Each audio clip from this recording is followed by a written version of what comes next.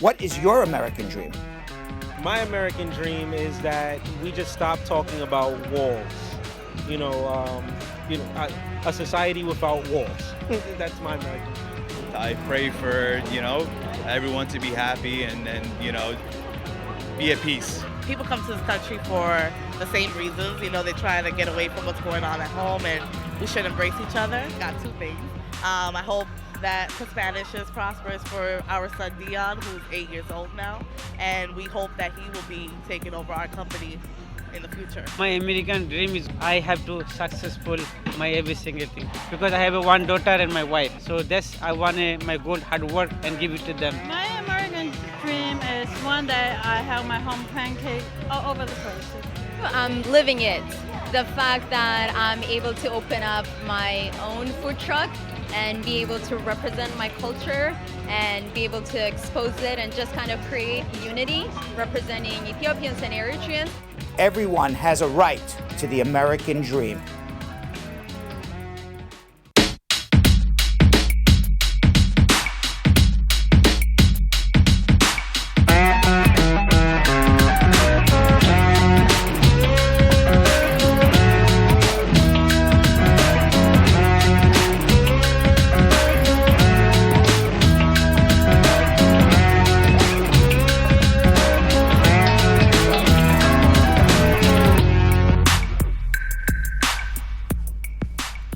Welcome, everybody. What is today? Tuesday. November 19th. I was about to say Monday. I said today is not Monday because it's Tuesday because I am joined by the beautiful Vanessa Contreras and Yonathan Elias. What's happening? Now, I want you to know, Vanessa, we don't have a nickname for you yet. I actually was thinking that when I saw this long-ass name right down there. I was right. Yonathan Elias and just Vanessa Contreras. I mean, my friends call me Ness. He's got to give it to you. Squad's got to get or the squad. We just come up with suggestions, and then eventually the squad likes one, and they kind of revolve around one. So challenge for the squad. By the end of the episode, we should have a nickname for me because Yes. the only way I'm going to fit in with the crew. Correct. Because There you moving go. forward, you're going to see this Correct. face, and I need a nickname. Correct. This is very true. Now, Because they gave me mine. Now, I want you to know something. The leader in nicknames is Yonathan. He has 3 different nicknames right now. He has Yo-Yo, Okay. Dr. Yo-Yo, and Baby Boy. Okay, Baby boy, I can see. Right. So he has 3, followed very closely by Moshe. He's our head personal injury attorney. We have Moshe the bulldozer and Moshe the caged animal. This is true. Okay, he has 2 nicknames. Jilly Bean only has 1, but I forgot. Little Caesar has 2 nicknames, both Little Caesar and Pizza. There you go. She has 2 nicknames. Bo, I just have one even more now. I think You're tied with Jenny from the Cubicle. Oh, because she's yes. Jenny from the Cubicle. Okay, Oh then my she's God, I J love that. Cube. J Cube, and then What was the other one? she's just J Cube or I Jenny think from that's the just Cubicle. 2. No, she only has 2. Correct. I think you're the one who's got me. I only have 1. You I'm had Uncle Brad. Who else am I? Buzz. No, Buzz was for my friends. Buzz was for my friends. I'm just playing. Yeah. So we'll get one external Right. nickname, which will come from the Brad squad, and Right. then it's going to be up to Uncle Brad for my internal nickname. Right now, And I did not name myself Uncle Brad. By the way, did not. Okay, that was the last thing I would name myself, like some old man on a rocking chair. Oh, let's go visit Uncle Brad. You You know what? But that's what the squad gave me. So I go with it. In our community, we, anybody that we hold high with respect, we Yes. call them either auntie, like Auntie Oprah, Right. or Uncle Well, in Brad. my So that's a big compliment. In my community, it's the same thing. When I was growing up and I was a kid, and my parents' best friends, who were Family they're friends, very, I was very, gonna say. very close friends, I would call them uncle and aunt, and they were not related to me No, whatsoever. but no, that's different. I'm talking about public figures, people you don't know. Really? So we call Oprah auntie. Really? We call I've heard Maxine Waters. We call her auntie. Really? Yeah, because she auntie. You respect her. You know what I Okay. mean? Because she's like. But they're elderly statesmen. Oprah ain't that old She's like not- that. she's not an No, elder. it's legend, just Brad. it's just Don't anybody ever who's forget. of age that we respect. Age is nothing but a number, squad. There you go. Uncle Maestro. Can we say hello? Not Uncle Maestro. Uncle Maestro. Can we say hello, Uncle Maestro, to the squad? Lady Gaza, how are you? Squad up. Elizabeth Francis, Marge Higgs saying hey, Jessica Leamy, Joelle Reed, Abigail Taylor Watson saying here you all. Maestro only has one name so far. I like Maestro. That's actually. great, right? I don't even think he needs another. He doesn't, right? It's like he's the conductor. He does it all. Exactly. Maestro. Now, His name stays. His name stays, right? Abigail Taylor Watson saying hello. Jessica Leamy, Joelle. Elizabeth Francis saying squad up to a very hard-working team. Yeah. That is for sure. Like we have, I want you to know something.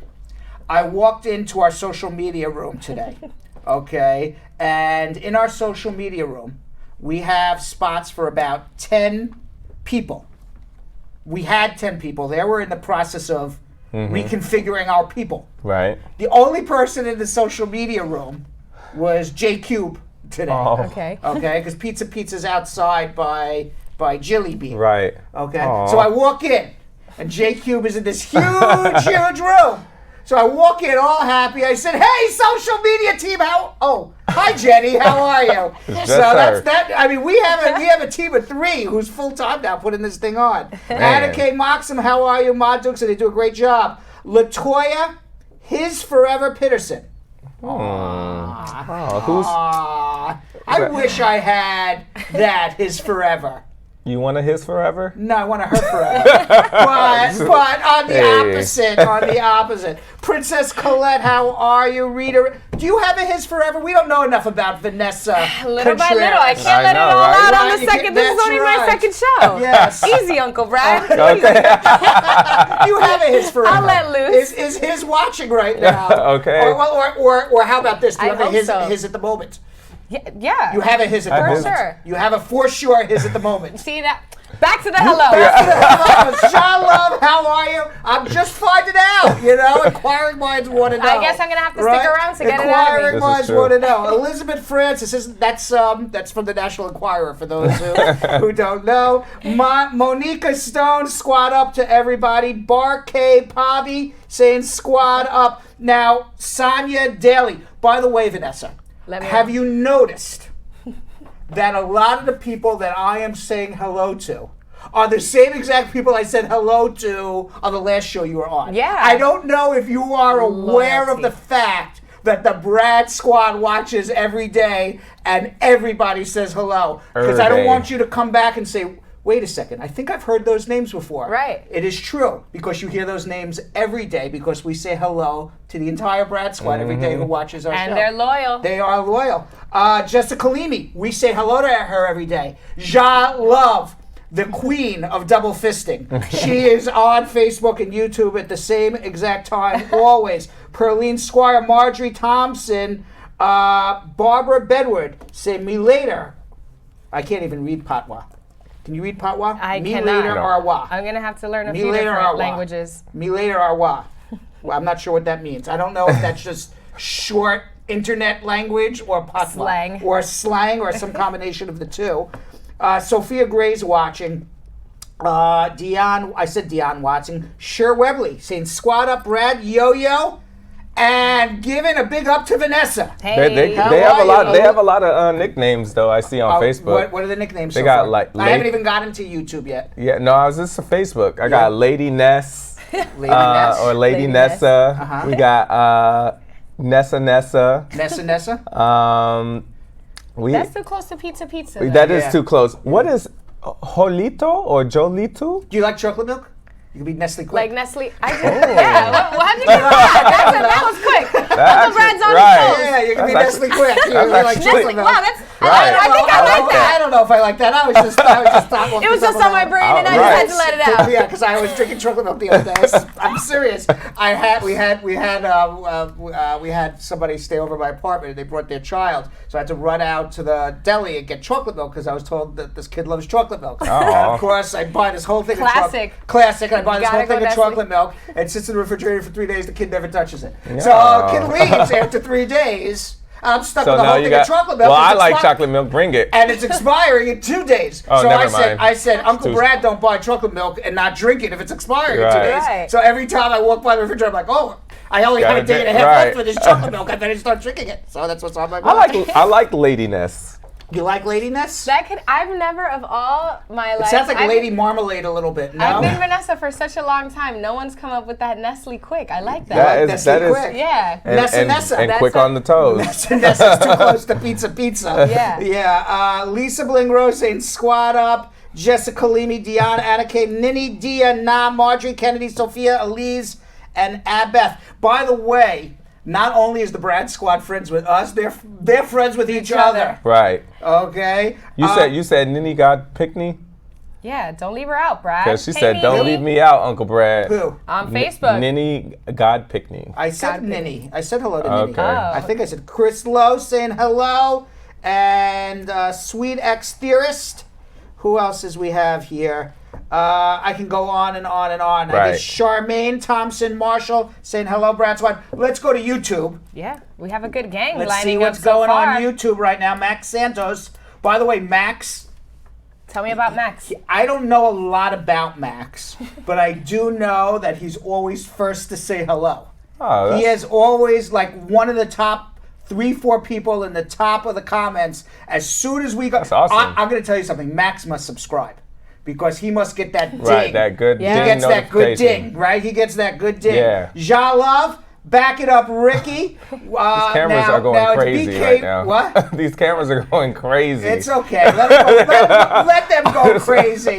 You know, we're gonna just make people dizzy. Right. All right, we're gonna make people dizzy today. Back it up, Ricky. The ex Tamel saying hello, squad up. Tracy, Lacey, Jean Love, Lisa, Errol Townsend saying good afternoon. Tat or Tate. I Or say Tata Tate. Tata. Tate. Ira Lama saying hello, Brad Squad. I don't know why I like that name. I just like that name. I don't know. Everyone likes to say the word llama. Yes, especially if you put like a name like Ira in front of it. Ira. It just doesn't Ira like the last thing you would ever think of calling a llama would be Ira. Right? And Treat Smith, you don't see a llama, you're like, your name's Ira. Do you ever name a llama? Never in my life. But if I ever did, it would not be Ira. It would not be Ira. Jamela Russell saying hello. Jamela she's an associate attorney here. I love her. Here at Spar Bernstein. She watches all the time. We love her. Cordella Douglas also double fisting.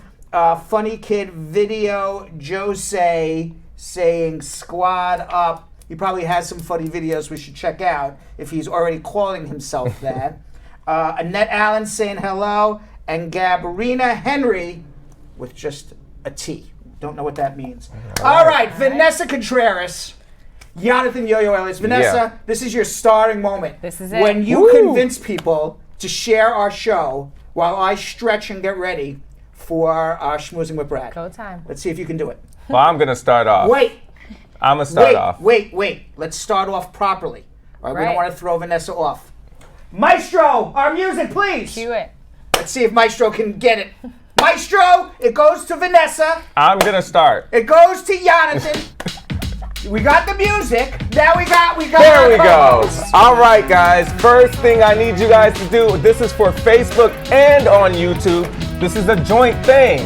We need you guys to all join the Facebook fan page, all right? So we're going to put the link right in the comment section. All you have to do is click it, and we will accept it literally as we're watching the show. All right, so click that link. You get a lot of incentives. If you say that we don't get to your social media questions, you get the first 5 questions. You literally can log on to Facebook that morning, put in your question, and you're going to guarantee get that 5 questions answered. Okay, so make sure you join the Facebook fan page. Now, what we're gonna do is we need everybody on Facebook to share. Okay, this is a huge thing because we need to get this show out, especially on Facebook. We need to get the video out. Facebook has so many avenues for you guys to share these videos to. So don't just send it to the same video or same group. Don't send it to the same people, because if they already know about the show, like when you're sending it to me, you're sending it to Vanessa or to Uncle Brad. We're already tuned in. You know we're tuned in. So we need you guys to share it to new people. I'm not tuned in, but I'm glad you share it with me, because I now know that I'm on live. So thank you very much. Okay, well, yeah. Right. Well, if that's the case, I still need you guys to make sure that you share it to other people. Now, next, as you can see right under there, I need you to Because like. Joey always lies to me and says, just make pretend the camera's fake. Because I told her I get nervous talking in front of people. I get nervous. So Julie says, this is all fake. There's nobody watching. Right. What do you think? They're watching. They're watching. They're definitely watching. All right, guys, so I need you guys to like, love, smiley face, sad face, wow face, mad face, whatever emotion you're feeling, show that love to the video, because we're going to be schmoozing real soon, and you guys already know, when we talk about the orange guy, you guys have mad emotions, so make sure you guys show us whatever you're feeling you want to see there. that, Vanessa? This is really cool.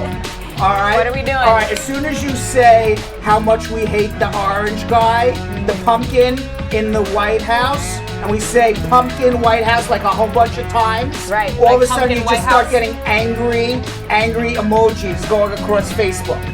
Okay, the angry emojis. First it starts hearts, Right. and then you'll see there's a delay, and then all of a sudden there's going to be, watch this. There's going to be a lot of angry emojis. So throw on those angry emojis. Nobody likes Emojis. that pumpkin guy in the White House. The pumpkin guy's terrible.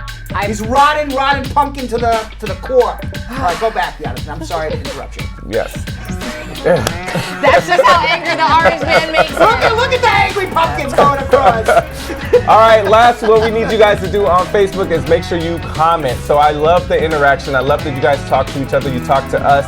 Make sure you guys also put all your questions in the comment section right now. Because if you don't do it right now, it's not guaranteed that we're going to ask these questions, all right? So make sure you do it right now.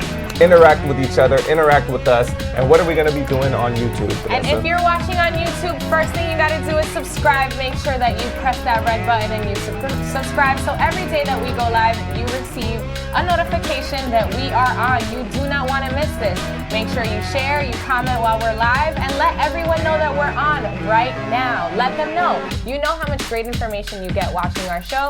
Why wouldn't you want to share this with everybody you know? You have to subscribe, and of course, make sure that you like everything that we have going on every day that we go live. And we also need you guys to do a thumbs up on the YouTube video. Yes. That's a very big thing. That shows us love. It also shows everybody that will tune into the YouTube video that it's actually a good show, because we get a lot of thumbs up, all right? So I want to see, what are we at now for thumbs up? We're at 29. 29. 29 thumbs We can up. do better than that. Can we go to what number? Can I say something? I don't for it. know how good you two are at math. You know, I'm not sure about millennials I'm and pretty math. good. You're pretty good? I mean, I'm a communications so major. if there's 94 Numbers people looking watching and only 30 thumbs up, how many people have done absolutely nothing except stare at their screen? You guys, that's like 60 folks. That's 60. Exactly. That's 60, Thank you very much. 66. 60. What are the rest of y'all doing? Let's Exactly. go. Thumbs up. You know you like it. You're still tuned in, so Come on. like it. Yeah, if you're watching, all you have to do is click that little gray thumb and make it blue. I mean, everyone needs a little exercise, right? A little love. It's a little exercise, right? All right, and we done? I think so. Okay, now this is what you guys have been waiting for. This is where we schmooze with Brad. Going straight to you. But I'm gonna tell you something. This maestro, you gotta keep this maestro keeps you on your toes, right? Right to the chase. Keeps you on your not gonna toes. play He had to play games, this maestro. There you go. You say snooze, Jonathan, we're snoozing. Okay. So go on and snooze. Meanwhile, I want you to know something. You know, talking about this orange guy. First, there was Michael Cohen. You know who he was, Vanessa, right? Of course. The Trump's former personal lawyer, jail. All right. Then there was George Papadopoulos, the former Trump foreign policy advisor, jail. Paul Manafort, the campaign manager for Trump, jail. Rick Gates, the assistant campaign manager, jail. Now, Roger Stone, Friday campaign advisor, jail. Donald Trump, currently being impeached by the House of Representatives. Now, we have a new person that came out today that has gotten in trouble as part of the Trump orbit. His name Vanessa, is Michael Murphy.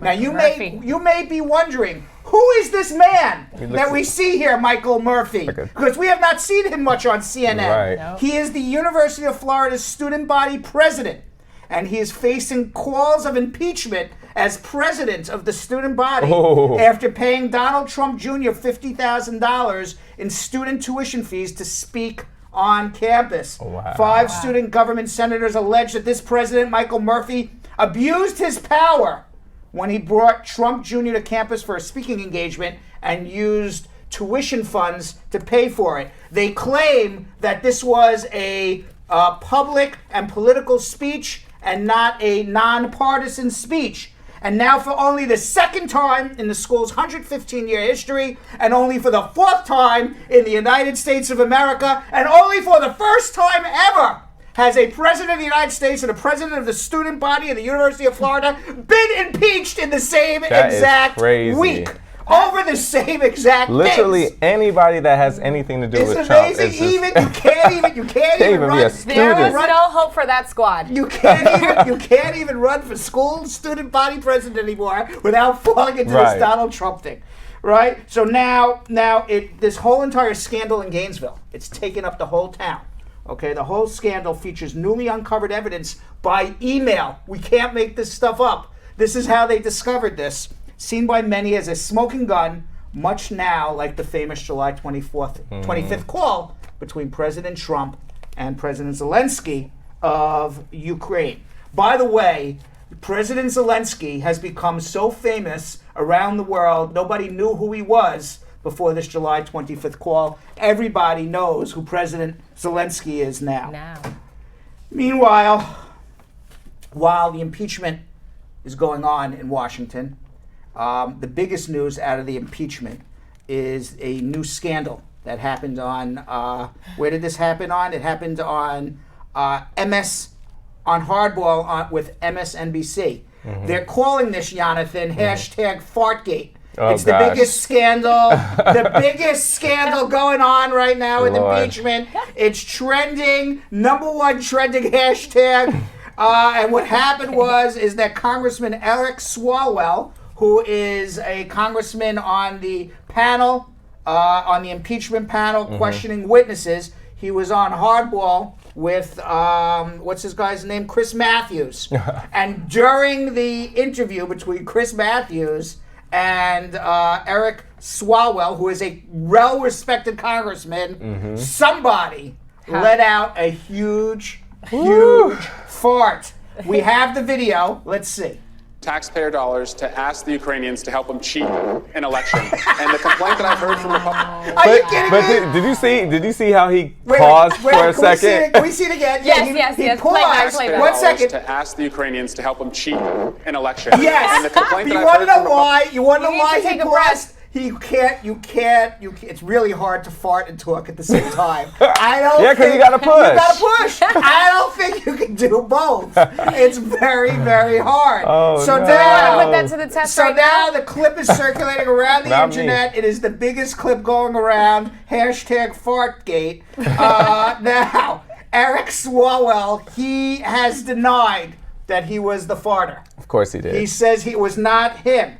He wrote to BuzzFeed, or claims to BuzzFeed, quote, "It was not me, and I didn't hear anything when I was speaking."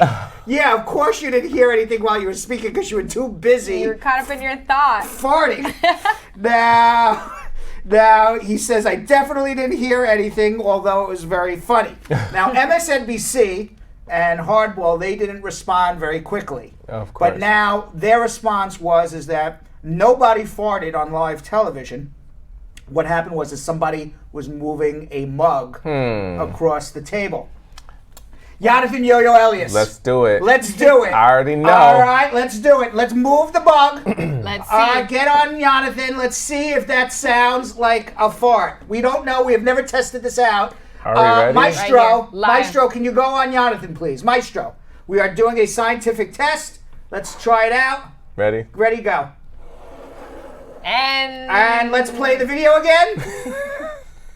Let's move the bug one more time. Taxpayer dollars to ask the Ukrainians to help them cheat an election. No. And the complaint That I've heard is from not a mug. That's a really grainy desk. That is not a mug. We have a smoother desk than they did at this news station. I am sorry. Now, at Hardball says, sorry to disappoint the conspiracy theorist. It was the hashtag Hardball mug scraping across the desk. There was no hardball mug scraping. This is some great PR. That was. Sorry. I would have to say, was it? Do you think it was the cameraman, Chris Matthews, or Eric? It's one of those three. No, it can't be. The cameraman is. That thing was. It sounded like it was close to the mic. So then it was either Chris Matthews, Yeah. while he thought the camera was on someone else. They told him he was muted. Right. He thought he was muted, But, you know, it was Eric Swalwell. You know, We to don't their know. defense, there's sometimes where, you know, you think it might just be a silent killer. It might just be a little push and there'll be a... But... We don't know.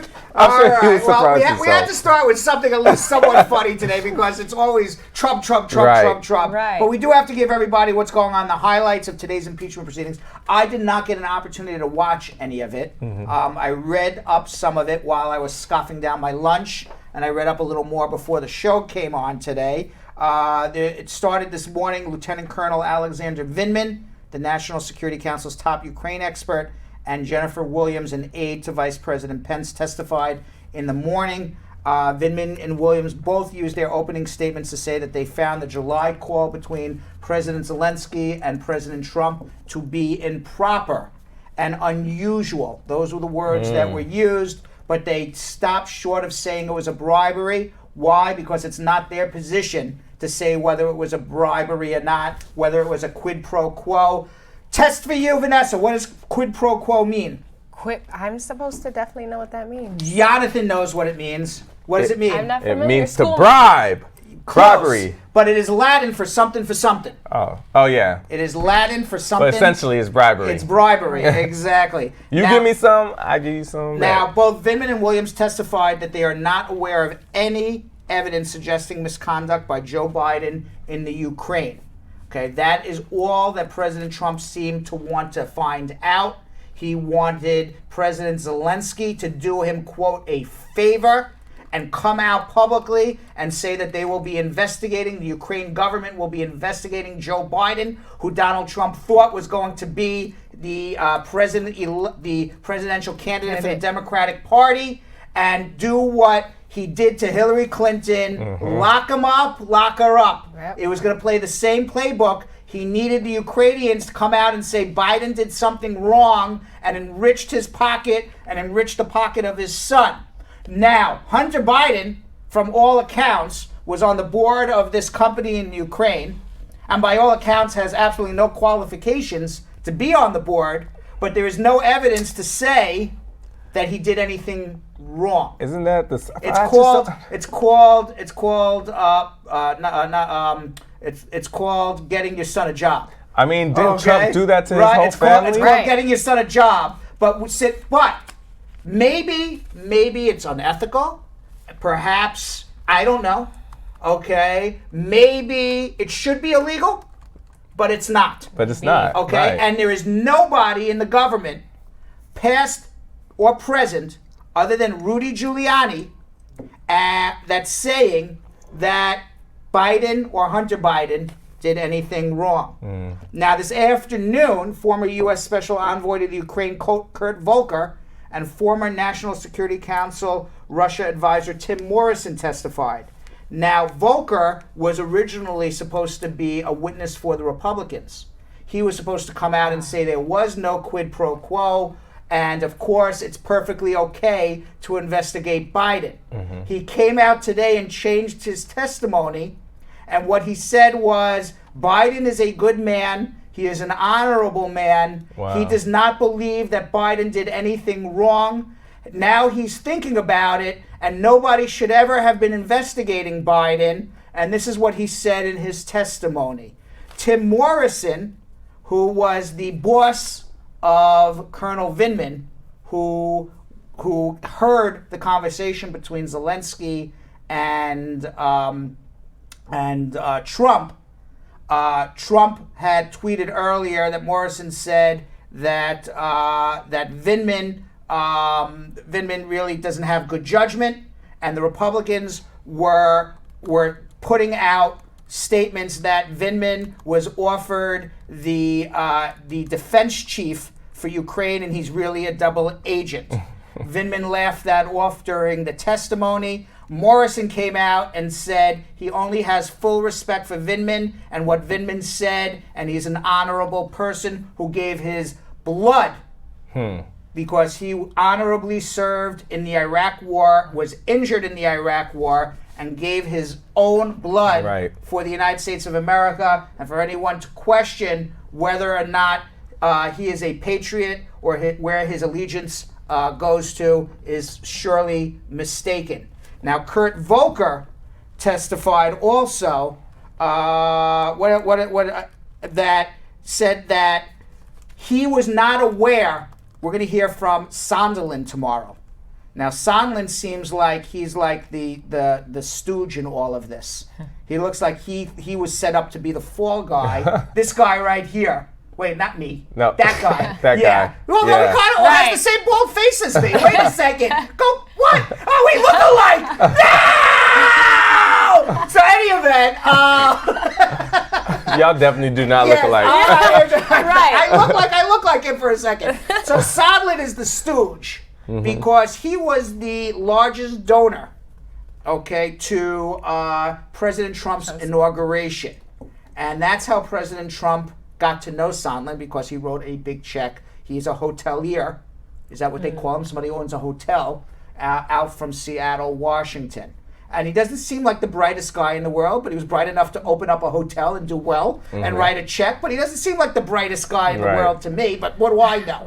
Okay, I don't own any hotels. Maybe you don't need to be bright to own a hotel. I have no idea. I never ran a hotel. I mean, doesn't Donald Trump?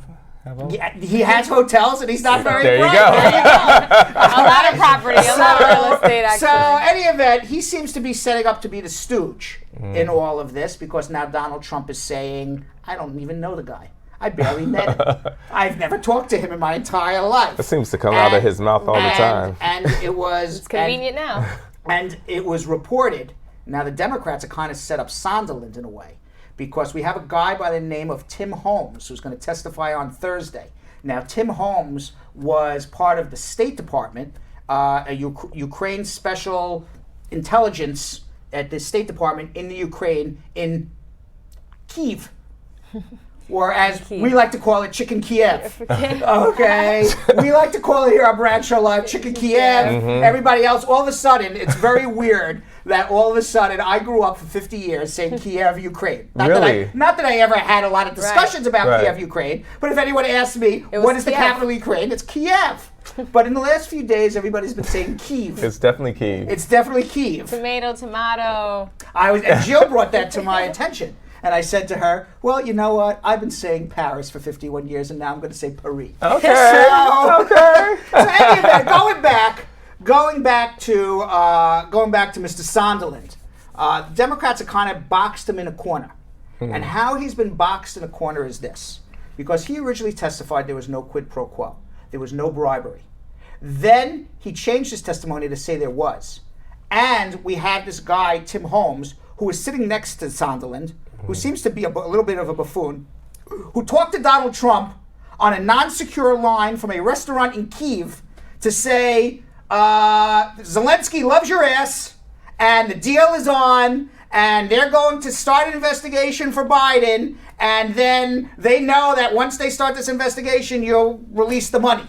Something to that effect. I'm paraphrasing. Right. And as a matter of fact, this guy Holmes heard this entire conversation talking to Donald Trump from a restaurant in Kyiv, unsecure, that all the Russians, all the Ukrainians listened in. All the Chinese, everybody listened in on this conversation. All right? So, He went live. And what's funny about it is that this guy Holmes says that Donald Trump was so loud that he knew it was Donald Trump because Donald Trump was screaming out of the phone and had his ear, that Sondland had to take the phone away from his ear because he was screaming so loud. Wow. So we will see what happens there. Yes. What else? Well, you know what? We have to get to immigration. Let's It get is moving. 6:30. You know what we have to do now. It is 6:30, guys. You know what we gotta do now. You already know what you gotta do. I need my music. We can't do it out Yeah, all right. Now, everybody on Facebook, this is where you guys come in and make magic. We need you guys all to make sure you start your watch party, all right? It's so simple, very easy to do. Don't do no pigs. What? No pigs. No pigs. If you don't start your watch party, then that's what you look like. But if not, start your watch party like this. All you have to do is click share, an option under it says host your watch party, start your watch party. It'll show how many friends you have online. So when you guys do that, it literally takes what you see, what we're watching on right now from the main page, and it posts it on your own profile. And when you do that, it sends a whole notification to all your friends. So you're pretty cool when that happens, you know? Why would you want to watch alone? Exactly. You don't want to watch alone, and then you get to watch with your friends and your family. And you get to be the boss of your own watch party. You are literally the host. You're the boss. All right? So make sure you share, team, and tune into watch parties because you want all of your friends and your followers to get these answers, these exclusive answers from Uncle Brad. And by the way, they're not so exclusive because, it's the law, okay? Right. But I will say this, all right? You don't realize, I said this before many, many times. Okay, everyone on Facebook, everyone on social media, they have the most beautiful, fantastic lives. I'm jealous of every person I see on Facebook. I'm jealous of every person I see on Instagram. All their lives are fabulous, perfect. Nobody's got a worry in the world. I'm the only one with a worry. Okay, everybody else is all happy and living the life, right? But you want to know what? It's all relatively fake, as a lot of people know, because behind everybody's happy smiles and faces are problems. And you have no idea how many problems people have. You know how many problems people have? We get 50, 60, 80 problems a day we answer on the show, day after day, from 80 different people every day. Yeah. So all of your friends, I assure you, have problems, issues, not so happy all the time. And you have this resource that you can go help them. You can help them and say, you know what? I think this person has a perfect life, but maybe they don't. And maybe they would be really helped if they watch Brad, and they watch Yonathan, and they watch Vanessa, and they help them with their problems, right? Exactly. Because everyone thinks everyone's perfect, and they're not. Nope. There's expectation and then there's reality. Yeah. So the reality right now is that you need to start hosting your watch party so everyone can know what's going on here. Let's move forward, guys, and let's get into And by the way, you know who's starting a host party right now? Cordella. Jeff Bozy Bossy. And he said he's taking out some wine and cheese as part of his host party. I have to be a host now. he's a fancy host. He's taking out the wine and cheese. The problem is he's a fancy selfish host because he's going to be eating the wine and cheese by himself. He can't share with anybody. It's okay. Yeah. It's okay. It's okay. All right. What do you think? We need to get some immigration questions? Yeah. It's something we like to call. You got a question, I got an answer. Call me now with your immigration questions. There's something supposed to come across here. Yep. Maestro. Might be Maestro. a particular number. Maestro. You can do it. You can do it. We believe in you, Maestro. Oh, poor Maestro. By the way, nope, not watch party. By the way, by the way, I want you to know something. Maestro, there we go. Getting answers to your immigration questions. It'll just pop up whenever it I want you to know Maestro is an awesome guy. He is. And he just learned how to do all of this 4 days ago. Yeah, that's okay. So pretty awesome. And you have to be like, if anybody ever came and saw behind the scenes, it's literally, it's like you're DJing in a club. Yeah. Okay, and it's like 100,000 different things you got to do at the same time. Different screens, there's buttons, exactly. there's presets. And like you don't press this button because you blow up the studio. Okay. Right. There's all sorts of things. That's the big red button he's doing that you a great don't touch. job. So, oh my gosh, look what happened here. I'm gonna say one more time though. Tanisha Gordon wants to know how to start a watch party. So I'm gonna go really slow, real quick. Can I get the camera? Maestro. Can I? Okay, so I'm doing it with you so I can see exactly what you're going to see. When you press share, that little arrow, it says share. All right? Then right under, a couple options down, it will say start. Wait, where is this? Start a watch party. Okay, so you want to start a watch party. You just click the Bradshaw Live Squad. It says how many members are in it. You literally, the blue button next to it says start. Okay, so when you start that, it will go to your page, okay? And you can talk to all your friends and family right on there. So press share, start a watch party. And just one last thing, and we're going to answer your immigration questions. I don't know if this is a compliment or this is an insult, or this is, I don't know what this is. I see already. Psyche White, this show is a mess. That's why I love it. I don't know how to take that one, Psyche. That's a good thing. Yes, it's a good thing. This show's an absolute mess, but that's why I love it. All right, let's go We keep it real. We keep it real. Let's go to Rebel in Alexandria, Virginia. Rebel. Yes, Brad, how are you? How you doing? Good. Thank you for your service. I really appreciate it. I always watch you on YouTube and all you guys on the cruise, also including Yonathan. Thank you. What is your question? The question I have is like, you know, my wife came here like, 7 months ago, and then I sponsored her, and then, everything was good, and she got her green card at 2 years, conditional green card and everything. And then I was just wondering about the new public charge rules, whether this is gonna affect her, because I've been living in a Section 8 house. She has a green card now? Yes. Okay, don't worry about it. This only is prospectively, so it's for people who don't have green cards yet. You don't have to worry about it. She got her green card. It will have no effect on you. You can live in your Section 8 housing with her. Everything is perfect. Okay, even through the citizenship? Even through the citizenship, correct. Okay, the other question I have is, what if I apply for my mom? My mom, she's in Ethiopia, but I'm trying to apply for her. Now your mom's going to have a problem because you're in Section 8 housing. She's an elderly woman who may not be able to work. She may need to get a job offer. She may need health care. And you, as the petitioner in Section 8 housing, that's a negative. So your mom may have a problem, and you may want to have a consultation with us before you start that process. Your wife is fine because she's already here. Okay, so they're going to look at my status too, like whether I receive any benefits, Correct. just like 12 months. Correct. Oh, okay. All right. Oh, okay. That's all. Okay, that's all I have, and I really, guys, I appreciate it and everything. Thank you. Okay. Very much. Thank you. Let's go to Elizabeth in Boston. Elizabeth.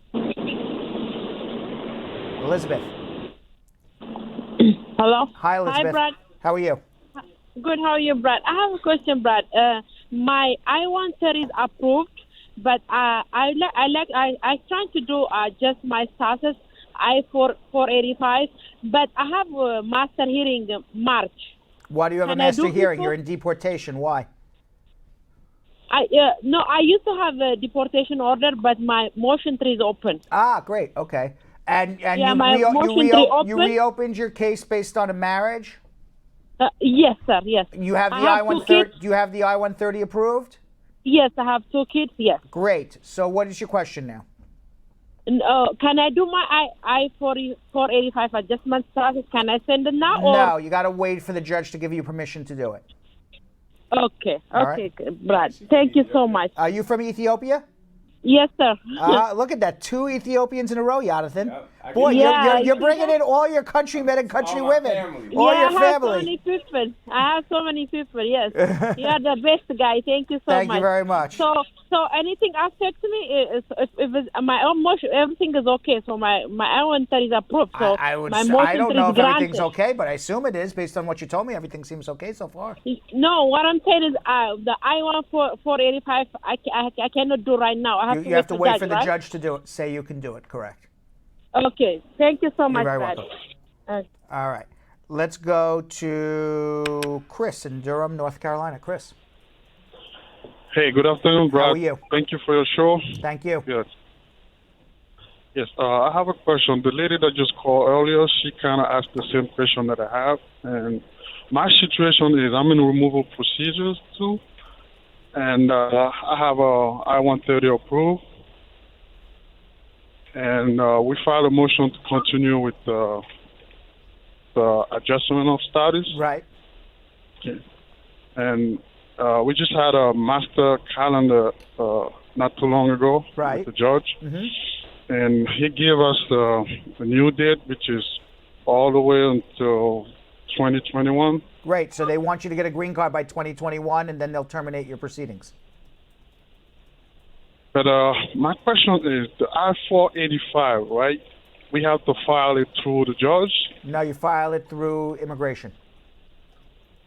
Through immigration. Yeah. And we will still be able to get the I-765 Yes. also, right? Yes. You have an attorney right now? You should have the services of an attorney if you're in removal. And it doesn't have to be me. Yes. It doesn't have to be me. But if you're in removal and you're going through removal without an attorney, the odds of you actually succeeding in your case are very, very small. Yes, I have an attorney right now, but I wish I had you. Well, you can still always switch. You can switch attorneys. Well, by the way, and I'm not selling myself, but you are the captain of your boat.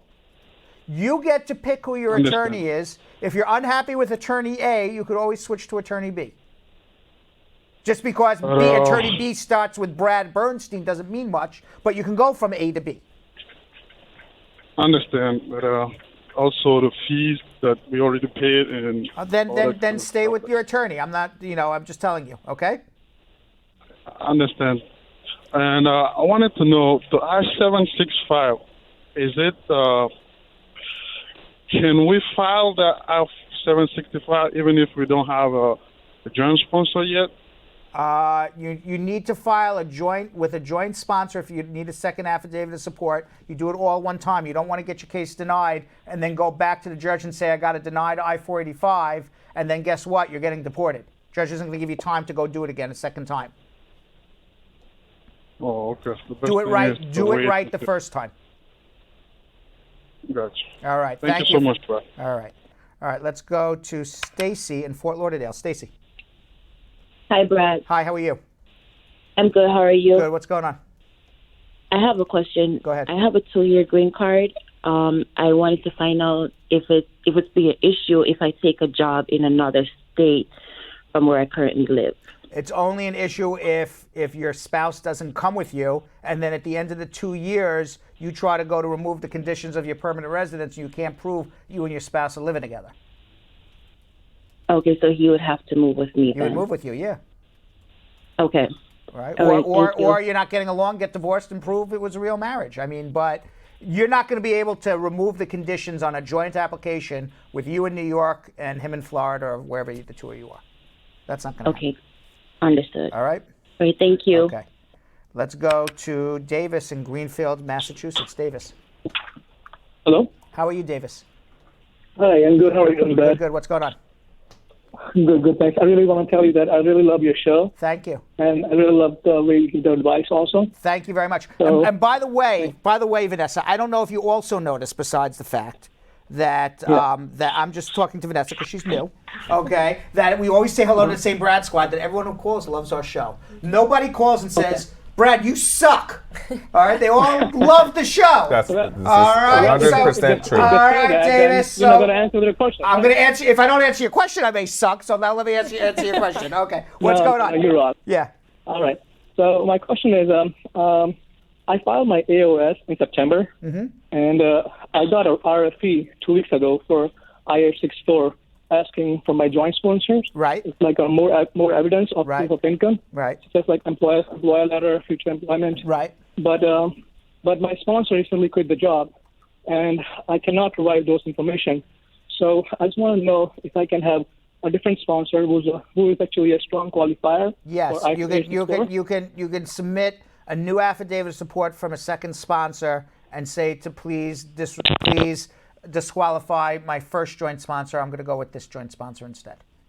Okay, so how should I do that? Do I have to write a letter or something? Well, you would write a letter saying here's a new joint sponsor, and then you would have your old joint sponsor withdraw his affidavit of support.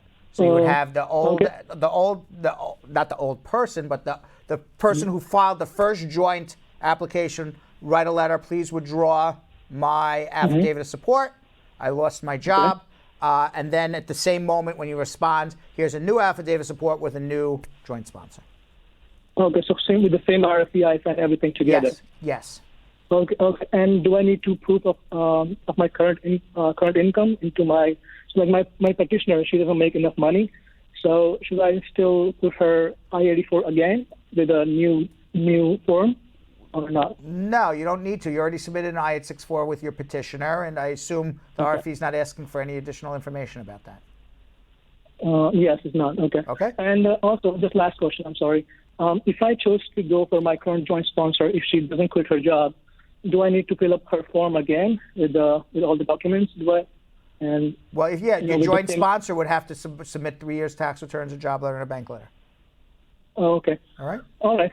That's all my questions. Thank you, Brad. Yes. I had to give him a long answer because I made a whole thing that he called and said I'm fantastic. And Deserves it. All right. I didn't want to say oh, that's a dumb question, and then I'll say, oh, you suck, man.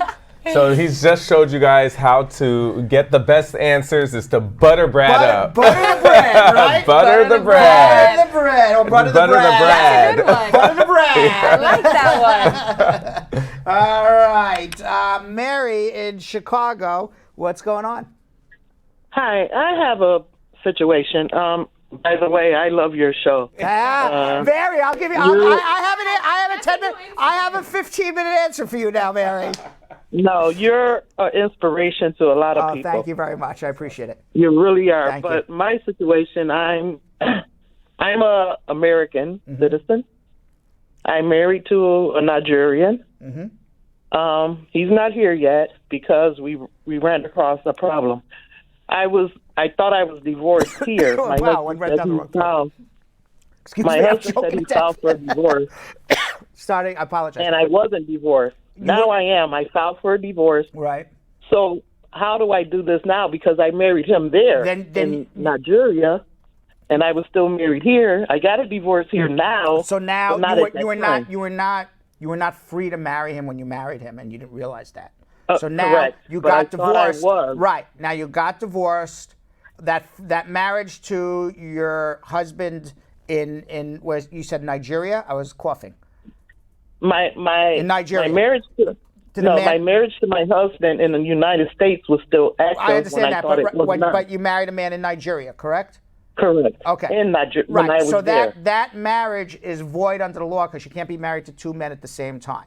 So now, correct. But now you're free to you can do one of two things. You can, which would be the fastest way to do it, is file a fiancé visa for him to come to the United States and marry you here. That would be the fastest thing. Or you can get on a plane, go back to Nigeria, marry him again, and then file for him again. Those would be your two options. Okay, but here's the problem. The problem is I had got sick, and he tried to get here quick, so he went and filed for a visitor visa. But when he went to the interview and told them the truth that his American wife was sick and he was trying to get here. And he got turned down. Right. They told him he filed for the wrong visa. Right. So that's notated that he's married to me. Okay, but the fact is that when he goes in for a fiancé visa, he didn't make a misrepresentation because he believed he was married to you. He was just in a bigamous marriage and didn't realize it. I would still, if the idea is to get him to America as quickly as possible, file a fiancé visa along with an affidavit explaining everything, so that way when he goes to the embassy to pick up his fiancé visa, he doesn't get denied for misrepresentation saying he was married when he was single, because the fact is he believed he was married. Okay, so I don't have to go there because I was told I had to go there and divorce him. No, you don't, because it's a void marriage. You can't be married. Okay. So in other words, if I'm married and all of a sudden I decide to marry Nestle Quick next to me, even though I'm married to Vanessa, it's not a legal marriage. No matter where I go in the world, I can't be married to two people at the same time. Okay, so you could help me with that, right? I can. Hold on one second. Even if I'm in Chicago? Even if you're in Chicago, even if you're in Nigeria, I help people call me from Nigeria all the time. Okay, so I have one more question. Yes. I have a job. I've been there 13 years. I drive for Chicago Transit Authority. Okay. But I've been off work I hurt my ankle at the job, which I had to have surgery on, so I've been off work. Right. So they just started to give me my workman comp, but I did have to rely on temporary help with public assistance. Is that going to affect? Now, I could show I have enough income with my workman comp, but I did have to rely on public assistance. It will affect, but if you can show that you're off of it and you can show that you're getting workers' compensation, and you can get a second affidavit of support, and you can show that your future husband will be employable here in the United States of America, you should be okay. Okay, so even though they stopped that public thing, it's a negative, but it is not a knockout punch. Okay. All right, so hold on. So who do I talk to? You talk to whoever is answering the phone. Katrina, who's answering our phones today. Hold on. All right, I didn't even know because we switch off every day who's answering the phones. It's Katrina. Let's go to Shelly in Indianapolis, Indiana. Shelly. Hi, Brad. Hi, How are Shelley. you? How are you?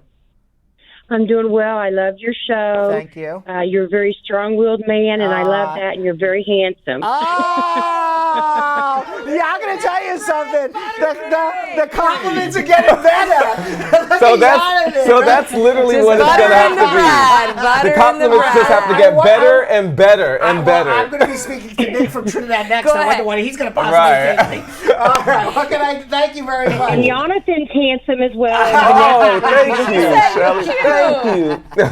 All right, Shelly. What can I do to help you? What can I do to help you? Well, I've got a question. Yeah. I married my husband in Nigeria. I flew down there. And we are in the process of doing an I-864. My best friend is going to sponsor him because I don't make enough. Okay. So we're filling the paperwork out for that. But my question is, my doctor has told me for the fourth time that she recommends that I file for disability because of my health issues. And so that I wanted to file for Medicaid because I don't have any insurance at the time right now. And I'm kind of in the process of jobs. Those are two different things. Disability. Okay. Disability would not affect you filing for your spouse because disability is not what's called need-based assistance. I could be a millionaire or you could be a millionaire and apply for disability and still qualify for it. Versus Medicaid, which is need-based, you have to be below the poverty guideline to get Medicaid. And then that is government need-based assistance. That would affect the case. So if at all possible, disability, certainly yes. I don't want you to not have health insurance, but perhaps maybe do something on the Obama exchange or something if you can afford it. Okay. And then I have one more question, if you don't mind. I have known my husband since 2016. Right. And we applied for him in 2017 to come here on a visitor's, and they denied him because he didn't show enough interest going back to his job. So then I flew down there in February and married him. But I had an officer from the Consumer Fraud Affairs call me the other day and tell me that they thought that there was some fraud going on. Fraud going on with what? And I explained, because I send my husband money down there. I have since 2016, not large amounts, you're but, allowed to send money. pay his phone bill. You're allowed to send money to your spouse. As a matter of fact, that's proof it's a real marriage. Yes. So I told him. Well, we just lost Shelly. Oh, no. We just lost Shelly. But that... by the way, whoever called regarding consumer fraud or whoever that was, and I hope you're watching, Shelley, has no effect on the immigration case. Okay? With that, where's my rundown? Here we are. We're going to get back to some more immigration questions very shortly. But in another edition of Spar Bernstein Attorney Close-Up, we learn about some common questions immigration attorney Janelle Baptiste clients ask. Let's watch.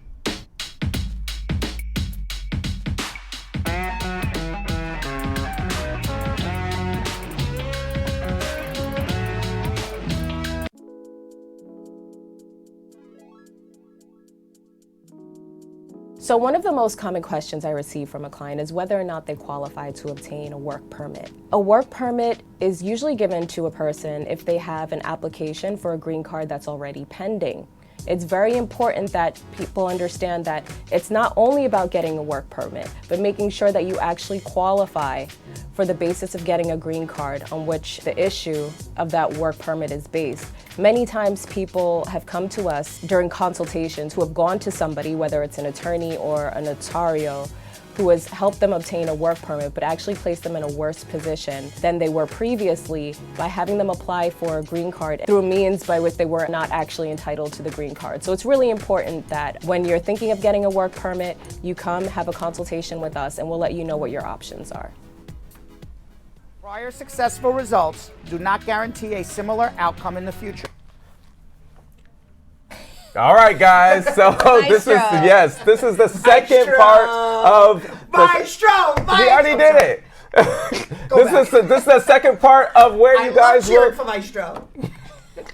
Yonathan, I think you're good now. Settle down, boys. Settle down. Let's get to it. Go ahead, Yonathan. All right, guys. This is the second part of where you guys are going to call in so you can get your answers. So what do we need you guys to do? You guys saw how much it helped when you guys started your watch parties. It literally went up 250 people more than what it was before. So start your watch parties. I need everybody to do it. All our new people too. All you have to do is click share, click that little arrow. It says host a watch party. Like I said, it goes straight to your profile. I want you guys to be the host, be a great host, be as good as Brad, all right?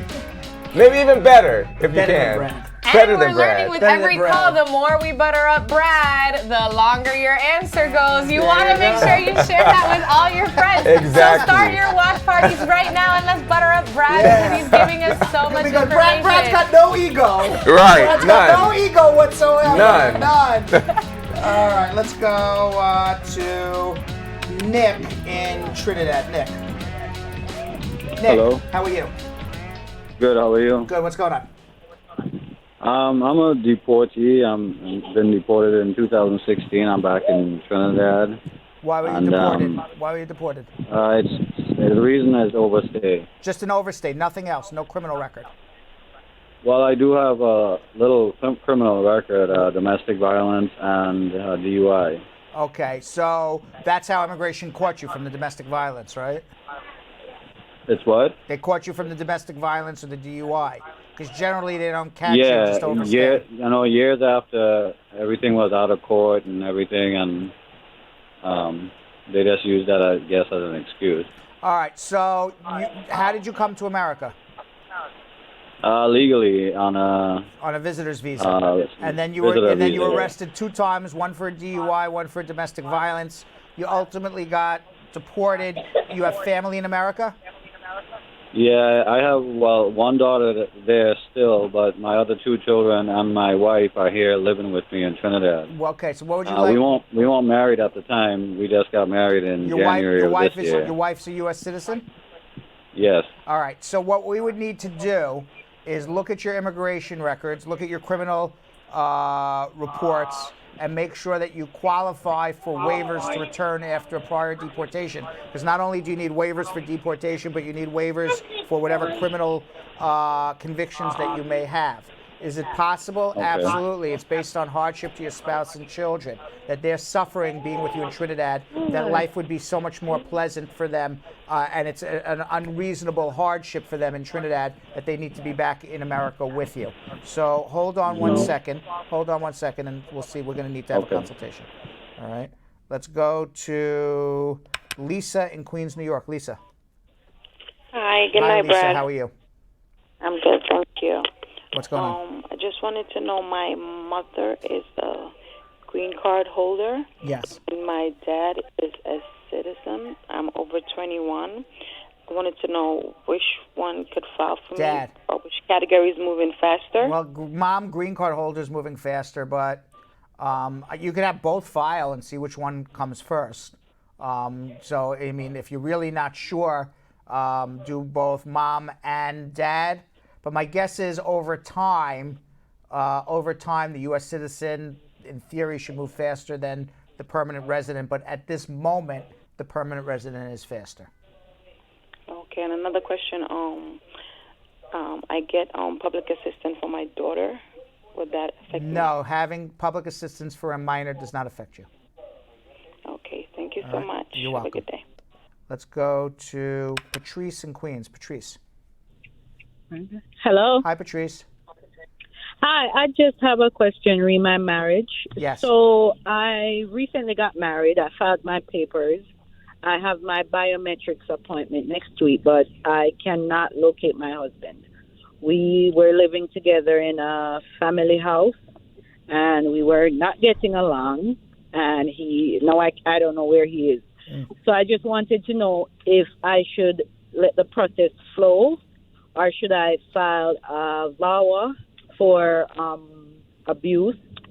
Because I do have evidence of abuse. Well, if there's abuse, then that's what you should be looking to do. Because anybody who applies for a green card doesn't have it based on marriage, and I say this almost every show, every person who calls has the same three options. Find your husband or find your spouse and get back together with them. File an abuse case, get divorced, and fall in love again. Those are everyone's three options. So if there was abuse and you have evidence of it, whether or not it raises to the level of extreme emotional abuse or physical abuse, I don't know. It's something we should inquire about. That would be the route that I would look into first. And she fell off. This is the second time somebody just got disconnected. Do you think it's theirs or? I think it's the... If I had to tell you who I think it is? Man? No. George. Oh, God. George! Not Sam's George. Sam's George! I was like, who's George? Yes. Fill me in. You don't even need to know this George. It's our mascot's arch nemesis. We haven't heard from him in a while, but I think he's lurking around somewhere. It's another groundhog. Yes. All right. Follow Linda in San Antonio, Texas. Follow Linda. Oh, hi, Brian. How are you? I'm fine, thank you. What can I do to help you? I have a quick question. My husband filed for me for my green card, and we had an interview that was on the 12th. Right. Of this month. We already went for the interview, but we had an issue. Like the baby we had a problem, and I cheated on him, so we went with the baby's birth certificate. We had to put the father's name on the birth certificate. So when we went for the interview, they were like, "Why do we have the father's name on the birth certificate instead of my husband?" Because you had an adulterate affair, but you still love your husband. That's basically what happened. My husband said, my husband accepted it and said it was his fault. Okay. That we had a misunderstanding, but we've been living together. Okay. And he got 2 kids, so those are my stepchildren. Okay. So the judge was like, "Do I know the father of the baby too well?" I said it was just one night, and my husband and I, we got back together, and the man and him, they had to settle out the cost, and he has been taking care of his child, and my husband said we should not place him on child support because he has been there from day one. Okay. So he doesn't want him to pay any child support. So, okay. So they asked me to go, and if I know what the man is doing for a living. I said before I met him, he was a taxi driver. And so basically right what now, happened, I don't know. Basically what happened was this. You and your spouse were living together. Yeah, 1 second. Yep. You and your spouse were living together. You had a fight. You had an affair with some other man. You got pregnant with that man. You gave birth to the baby. You and your spouse decided to reconcile. You went for an interview, and now they don't believe that it's a real marriage. They think maybe that your relationship is really with this man who had the baby, and you just married this other guy to get a green card. That's basically what they're thinking. That would be the presumption. So I don't know. They asked us to go. Like if there is anything, they're going to let us know because. Okay, so let me tell you what their presumption is again. Their presumption, and I have no idea. I'm on your side. I take what you say on face value. Their presumption is that your real relationship is with the man who you had the baby with. That's who you have a real relationship with, and that you married this other man just to get a green card. That's what they think every time there is a child born out of wedlock. That's what goes through their head. Okay? So you have to prove beyond a reasonable doubt that story that you just told us is the truth. And if it is the truth, it should be easy to prove. and they may come to your home, and they may investigate, and they'll find you and your husband and all the children there. And as long as that's the case, you don't have to worry. But that's what they're thinking. They're going to investigate it, and if what you're saying is true, then you don't have to worry. Okay. Okay? Okay. So how long does it take for us to hear for them to give us a feedback? Well, it should take 120 days, but in this case, it should take longer. When was your interview? That was on the 12th. Okay. Wait 120 days. If you don't hear anything, then give us a call. Okay. Thank you so much. All right. Let's go to Stephen in Dallas, Texas. Stephen. Hi. Can you hear me? Yes. Okay. Hi. My name is Stephen. Thank you for taking my call. My pleasure. I have a question. I sponsored my wife as a daughter from her previous marriage in Pakistan.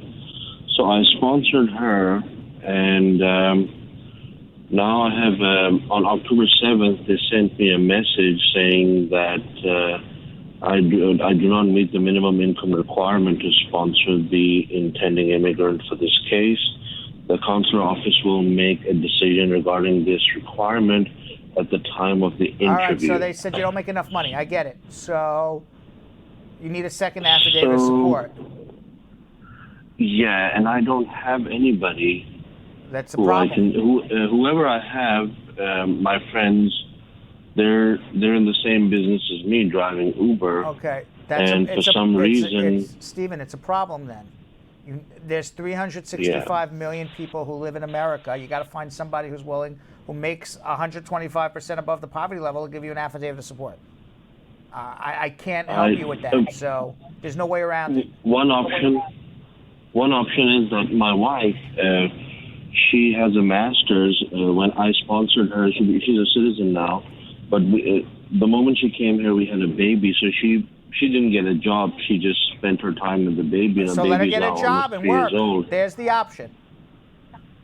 And so it doesn't require like you to be in a job for 2 years, 3 years. Obviously, the longer like she's in the job, instantly. obviously longer she's in the job, the better. Okay, so let her get a job now. So that's what we were thinking, that I can, because I had to send her and the small baby back to Pakistan. Stephen. Yeah. You gotta make the income requirements. If you can't make it, it's math. Okay, so either your wife gets a job and you add her income, you get a second affidavit of support. You can't. There's no way to slice around it. So that's basically it, unfortunately. Right. What I'm afraid is that they would decline her and not give us enough time. I'm afraid also of all of that. So get on it. And see that puts us in a big problem, because in Pakistan, where we had our daughter staying with the grandmom, she's actually leaving the country because Pakistan might face war very soon. So I had to send my wife and the kid over there to be with the daughter. Stephen, you have to have a friend who makes a decent income. Get your wife back here and get a job. That's it. Or you get a second job or a third job. You get 3 jobs, 4 jobs. Do what you need to do to get your family here. But that's the law. I can't help. I can't get around it. I see. There's no sympathy on affidavits of support. It's straight. You either make the income or you don't. I see. There's no sympathetic. If I get a job right now. There's no sympathy. Stephen doesn't know anybody. I have nobody to watch my child back in Pakistan. There's going to be a war. Yes, all sad things. Nobody at the embassy cares. There's nothing that I, Brad Bernstein, can say to change their mind, other than here's a good affidavit of support. All right? I see.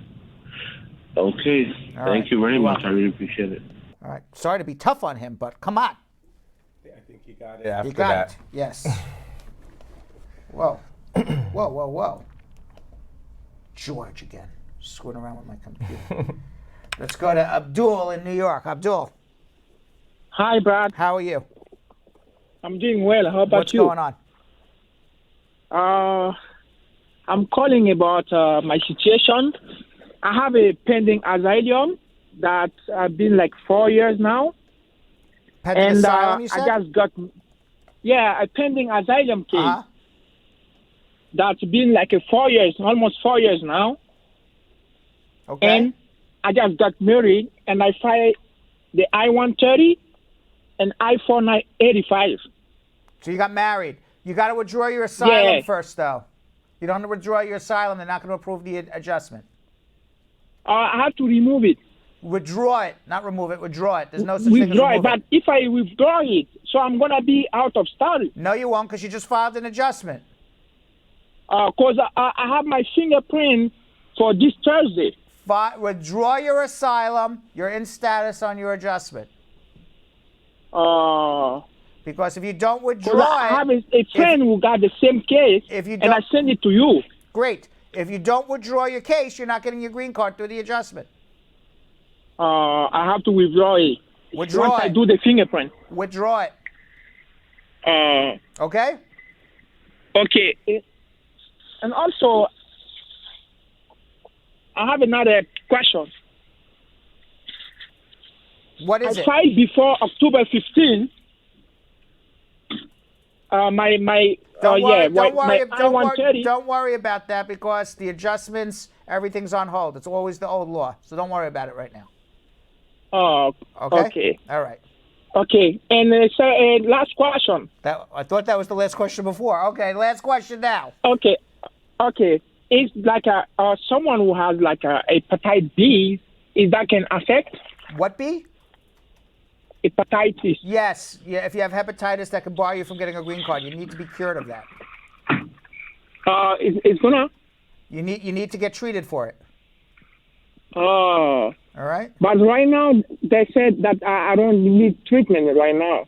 Okay, well then I'm not a medical doctor. I just know that people who have hepatitis don't get green cards. But if they say you don't need treatment, then you're not contagious, then you're okay. Oh. All right? Okay, no problem. All right. Thank you so much. You're welcome. Sometimes you got to answer the question 8 times before they understand. This is true. Right? Abdul, withdraw it. So I should withdraw it? Yes, withdraw it. You really think I should? Yes, withdraw it. So what do you think I should do? What do you think? What's the best thing to do? Withdraw it. I think Should I remove it? No, you don't remove it. You withdraw it. Might have to withdraw it, I Brad. sent somebody to you with the same problem. Yes, withdraw it. And they withdrew it too. And they withdrew it too. So I should withdraw it. But I'm going for my fingerprints now. Yes, but you won't get a green card until you withdraw it. But I'll be out of status. No, you won't, because you filed an adjustment. Withdraw it. I think that was the entire... Well, I think a lot of people learned some lessons here and to just withdraw. Withdraw. I think I said the word withdraw like 9 times. By the way, I love Abdul, but it was just, it was making me laugh inward. I'm like, I must have said withdraw like 20 times. All right. The Trump administration is holding people in ICE detention for months at a time, Vanessa, and not always giving them a date to appear in court or a bond. I spoke. This is in the third person, but it should be me in the first person. Okay. Because it says here, Brad spoke. But since I'm Brad, it's Brad. I spoke. Uncle Brad spoke, or I spoke, with Spar Bernstein Attorney Abadir Barre, who recently released a client from detention after spending 3 long months there without a court hearing scheduled or a bond set. Let's watch. So I'm here today with Abadir Barre. Abadir is an immigration attorney. He also practices predominantly in removal hearings and federal litigation. As a matter of fact, he's here today to discuss one of the cases he just handled, the Spar Bernstein case, where there was a gentleman who was being detained by immigration for more than 90 days. Immigration was refusing to release him. They didn't even give him any paperwork to give any reason why he was being held. And eventually what Abadir did was he took his case all the way up to federal court and had a federal judge rule that what immigration was doing was illegal. First of all, thank you for joining me. Now, you had a client when you first came to us. He was one of our clients. He was in detention. Mm-hmm. Tell us about what happened and why he was in detention. So this client, he was originally from Bosnia. He's a student. And ICE just came to his house. His student visa had expired, and they knocked on his door. He had no criminal record. He didn't pose a risk to society. He wasn't anybody that's subject to mandatory detention. And they knocked on his door and they just detained him. So he was certainly out of status, mm-hmm. and under the law, supposed to be put in deportation. Correct. But there's tens and tens of millions of people. Right. Okay, the statistic's 11 million, Yes. probably a lot more. Right. But there's tens of millions of people, 11 million, whatever it is, out of status. ICE is not knocking on all these people's door. And this is a guy who lives in New York City, Yes. which is a sanctuary city. Right. Why did ICE come and knock on his door? All he did was overstay his time. That part we still don't know. Like I said, he has no criminal record, and there's priorities to people that they detain, right? So generally, people are getting detained now. It's if ICE did a raid at a place of business, if somebody gets arrested for a traffic stop or commits some other crime, and then they're referred to ICE. But someone like him who's in New York City, just an overstay on a student visa. Yeah, he's a low priority. He should not have been detained. And now their new policy is people who file applications for green cards or visas who get denied will also be proceeded. So he got picked up by immigration. Literally, they came and knocked on his door at 10 o'clock in the morning. Yeah, he had just he had just woken up, and they picked him up and they put him in detention. Yes. And I know that his friends and family came and hired us. Right. And ICE was not doing what? What are they supposed to do, and what didn't they do? Right. So when ICE detains somebody, first they give them what's called a notice to appear, which is essentially like a charging document saying that this is all the allegations the service has against you. So they filed one. They're supposed to give one to the immigrant, and then they're supposed to take one and file it with the immigration court, and that begins your immigration proceedings. And what happens if they don't do this? If they don't give you a piece of paper that says, and the NTA lists all the reasons why you're being deported. So if anybody's ever seen an NTA, the notice to appear, it'll say this is your name and this is your country you're from, and you came here on this visa and you overstayed your time, or you have a green card and you committed a crime, and it lists all the reasons why the government wants to deport you. And then that starts the case. Right. That starts the engine of the car to start the case moving. Right. So what happens if the government arrests you, puts you in jail, says we're going to deport you, but never hands you that piece of paper? So if the government does that, they effectively procedurally shut you out from finding any relief from actually removal and from detention. So then, in this case, that's an unlawful detention. So basically, to break it down, is that the government doesn't hand you that piece of paper.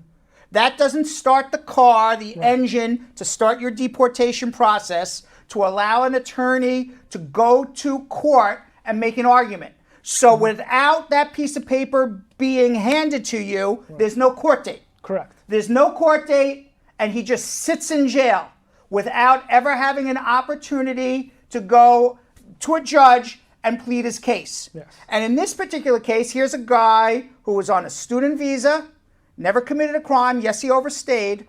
Immigration came to his door, knocked on his door, arrested him, threw him in jail, never gave him the NTA, and because they never gave him the NTA, he never got a court date. He just sat there in jail, rotting away. Right. Immigration, and especially when you're detained in this kind of context, it's quasi-criminal where they're unlawfully detaining him. So, and in this particular case, the only relief he has is go to the immigration service and say, please release me. Right. Exactly. And they said no. Yes. And you can't get a judge to order them, no immigration judge, because he's never going to appear before a judge. Yes, yeah.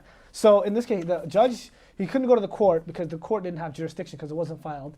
And then ICE was not entertaining his bond request. So, and what made it even worse is they set him out for a date on August 10th. He was detained on July 13th. So he's held for almost a month. They told him, okay, August 10th, you'll go see a judge. Right. And until then, for those 4 weeks, you sit in jail, you rot, you do nothing. Right.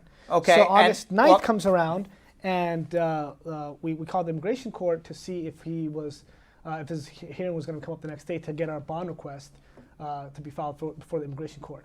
And the court said, we don't have the NTA filed, so we can't accept your. So they still never gave him any paperwork. Yeah. So even though he was told, and we were told the court date is August 10th. Right. He never got any paperwork. Court said we don't have him on the schedule. Sorry, you're not seeing a judge. Exactly. So then we went to ICE to try to get. So if the immigration court does not have jurisdiction of your case, if it's not filed, you can go to ICE and request bond from them. So we went to ICE and said, all right. Well, first we complained about not having the NTA filed with the immigration court. Secondly, we said, all right, can we get a bond request from you guys? So we did a formal bond request saying He's not a flight risk. We made the proper applications. Yeah, proper application, and then they didn't decide on the bond request. They just sat on it and said, we'll get back to you. And eventually, I understand they said, well, you know, the officer said, well, we have a policy now. We don't give bond to anybody. Right. And we have a policy now that you wait to see a judge. But since we're not giving you any paperwork, our policy basically is we're arresting people illegally and never giving them an opportunity to see a judge. And by the way, this is not just happening to our client. This is happening to thousands and thousands of people right now. There are thousands and thousands of people currently sitting in ICE detention who have never been given an opportunity to see a judge. To the person who's in detention, they're saying, I'm sitting here in jail and I don't get to see a judge. Lawyer, what are you doing for me? So what do? You can't see a judge. Right. What do you do? What do? You file a writ of habeas corpus. What is that? And that is a federal lawsuit. It's a complaint. So you say, you say, since I can't get to see an immigration judge, I'm going to go see a federal judge. Exactly. And you have to actually take the ball in your own court and say, I want to see a federal judge. I'm being held illegally. Yes. So a writ of habeas corpus is a complaint for unlawful detention. And this is an example of unlawful detention where somebody is detained without ever being read their formal charges against them, without given an opportunity to have a custody determination hearing, and without an opportunity to seek relief from detainment or removal. So you file the habeas corpus, which means in Latin actually bring the prisoner forward. Yeah, bring the body forward. Bring the body forward. Yes. So basically what we're saying is this person's in jail illegally, and we want a federal judge to say that immigration's holding them illegally, and as a result they should be released. Because other than that, if we didn't file this habeas corpus, this guy would have been sitting in jail for another 6 months without a court date, basically rotting away. It's like what they do in dictatorships, okay, not in democracies, certainly not the United States of America. So you file this habeas corpus.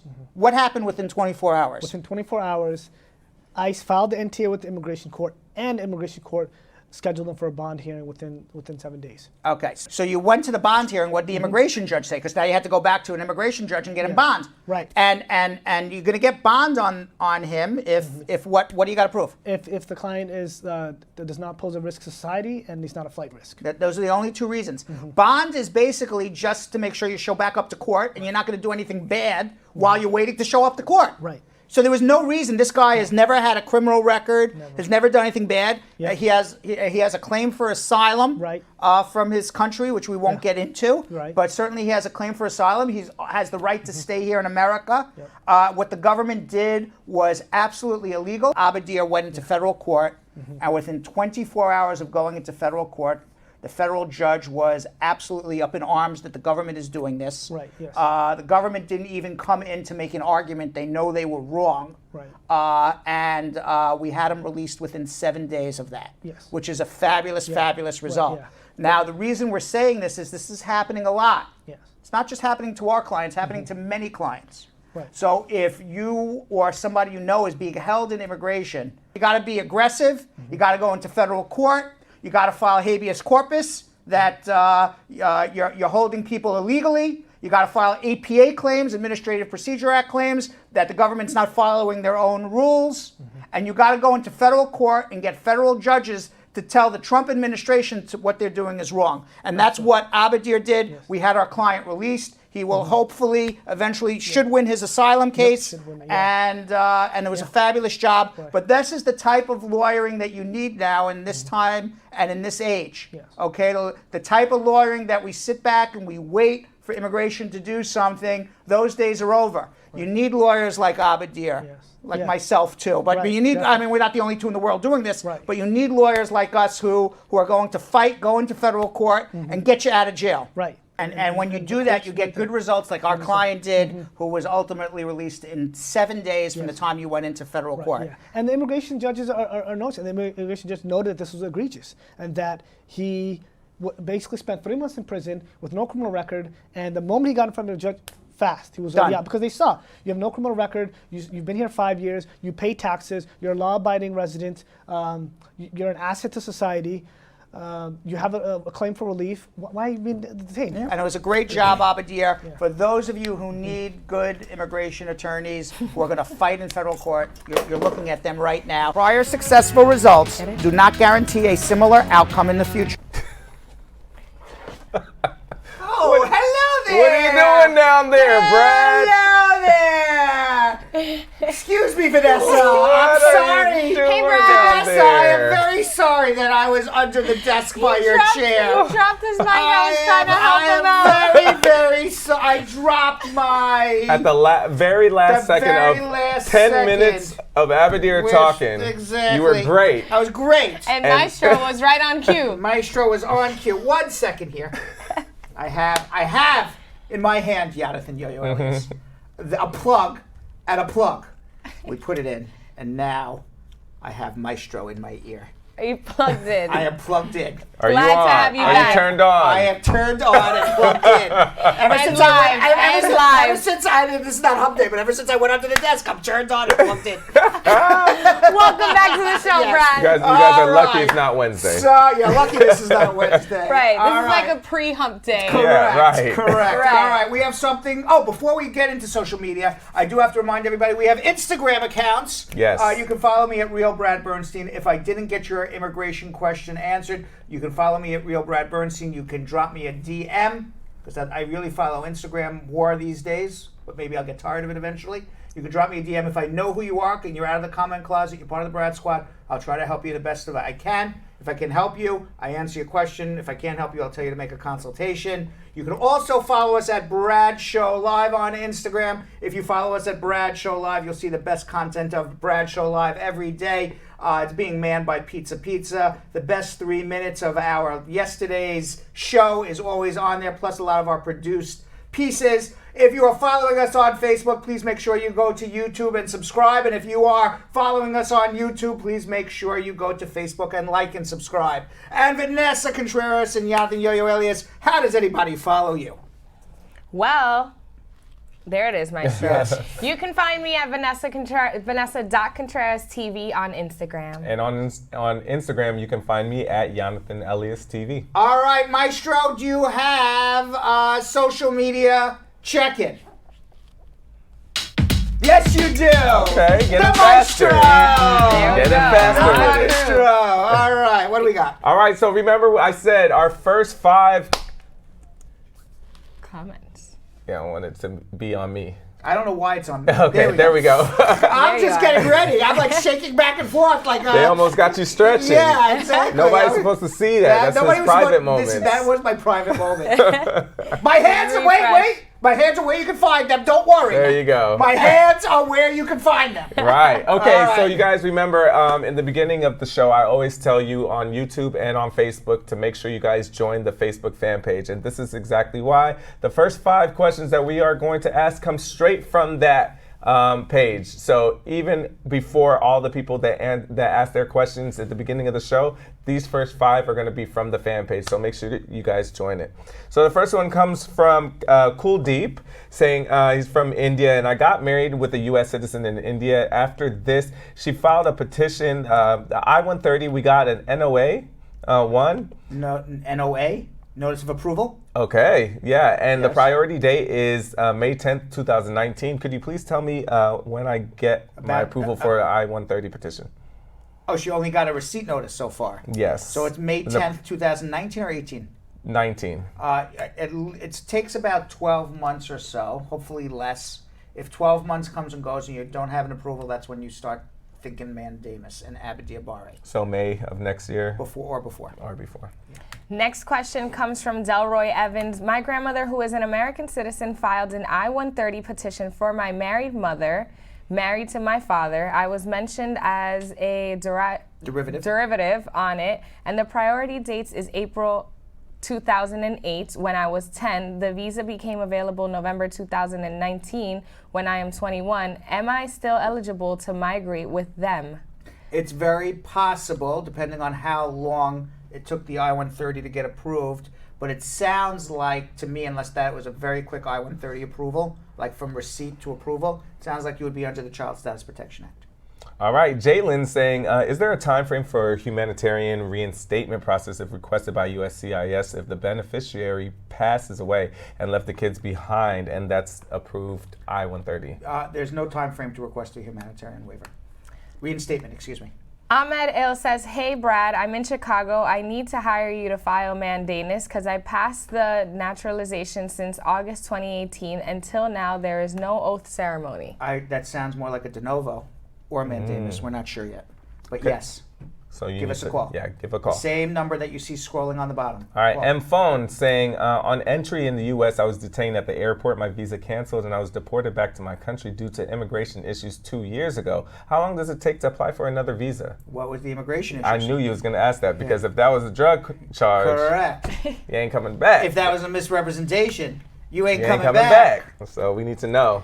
All right, Susan Sutton asks or says, good day, Brad Show Live. My question is, my husband's petitioned my 2 kids, both single, unmarried, that they're age over 21. How long will they have to wait before they can come here to the USA? About a 6-7 year wait. Andrea Clark saying, going to email Monday, waiting on 1 year and 2 months for the interview date. How long after do you think that we have to wait when they send the letter for the interview? Going to email what on Monday? Maybe it's got an email. Got an email. Because it says going to email, but I feel Got like an got email. an email on Monday, waiting 1 year and 2 months for the interview date. How long after that do you think that we'll have to wait to send when they send a letter? She put in a request. Let me read this. And asked immigration, when will she get her interview? She's been waiting. And Can you shake it well? immigration, yes, I shake it well, but I shake it as I ask the question because other than It's that, gotta feel it. other than that, the Magic 8 Ball doesn't know what I'm asking. Okay, Noted. and Magic 8 Noted. Ball, she put in a request. She's been waiting 1 year and 2 months for her interview. Immigration sent her back an email. What is the exact day, and how long will she have to wait for her interview? Says the outlook is good for an interview, it just doesn't know when. All right. Okay. But if you've been waiting for more than 1 year and 2 months, the only way to be sure is to file a mandamus. That'll get it really fast. Tamara Rodent says, my case was updated to new card is being produced on my I-765. How long will it take to receive the EAD card? It's being produced, which means they're manufacturing it. Magic 8 Ball. There's another one. When will this woman get her work permit? It's usually a couple weeks, but let's see if the Magic 8 Ball knows the exact day. Yep. It says signs point to yes, How's she it will get looking? it. Okay. All right. That's the vibe we're sending to the universe. So basically, you ask vague questions. Magic 8 Ball gives you vague answers. Right, there you go. Right. Alberto saying, do you think immigration can give me trouble in my interview because I have 2 kids? They're born almost the same time I was married with another girl. What do you think? He's asking a question. He's married to one girl, or lady. Let's not call her a girl. She's a woman. And he has 2 children out of wedlock, born to 2 other women. And Sounds he like wants to someone's be busy. able to prove to immigration that his marriage to his current wife that he's going into is legit. Yeah. And that's he's good. asking that question. What do you think, Vanessa? If you were an immigration officer, would you believe that his marriage is legit? Well, we're hopping around out wedlock. Yes. It's So not so looking the too presumption good. is the answer is they're going to give you a problem because the presumption is that you're not in a bona fide marriage with your wife, that you're hopping in the sack with every person who walks down the street. So you got to prove that either your wife approves of this lifestyle that you're living, all right? Because some people have Right. open marriages, Open, mutual. all right? Or that she has forgiven you and you've strayed, or whatever the situation is. But they're gonna. We had that call just from the woman from San Antonio, Fata, whatever her name is, Fatimima, And it was the and same she's topic. same topic, but she only had 1 kid. Right. Right. This guy had 2 kids at the same time with 2 different women. Yeah, that doesn't look too Yeah, good. that's a little Linda, sus. excuse me. What? A little suspect. Suspect. Yeah. Yes. They're going to suspect you, but you can overturn that burden. I mean, but you got to prove that, this is love. Yeah, so you got to pull out all of your receipts. Yes. That's what that sounds like. Yes. Queen of My Castle Lee says, after you get your receipt from the USCIS to get your work permit / green card, what's the next step? By the way, was that person who just asked that question, Lisa Bling Rose says his name was Mr. Do It Nice? No. Was that the person's Facebook? Alberto. Oh, it was not Mr. Do It Nice. No, it was Alberto. She's just calling them that. Oh, I thought that was his real Facebook name. I'm like, wow. No. All right, what was your question? After you get your receipt from the USCIS to get your work permit / green card, what is the next step? Wait for a biometric appointment. Go for your biometrics, and then ultimately you'll get your work permit and combo card if you applied for it, and then eventually you'll get an interview for your green card. Okay, Maron's saying, I applied for the I-751 removal 14 months ago, and the USCIS sent me a letter last week saying they transferred my case to the Benefits Center. My question is, do you think it's going to affect my case, and what's next? Wait, what happened? That she applied for the I-751 removal 14 months ago, and then USCIS sent a letter saying that it's been transferred to the Benefits Center. I think they just transferred it there because they don't have an interview slot for you, but eventually you'll get an interview. All right. And last one to wrap up social media from Layla Smith. The Form I-944 self-sufficient is not approved yet in the NVC website. Is it going to be active by January 2020, or they're still working on questionnaire? Please explain. They're still working on it, but eventually they're just going to make it active, and then you're going to need to start doing it. I don't know the exact day they're going to do it. I can't tell you. However, our very own Nestle Quick.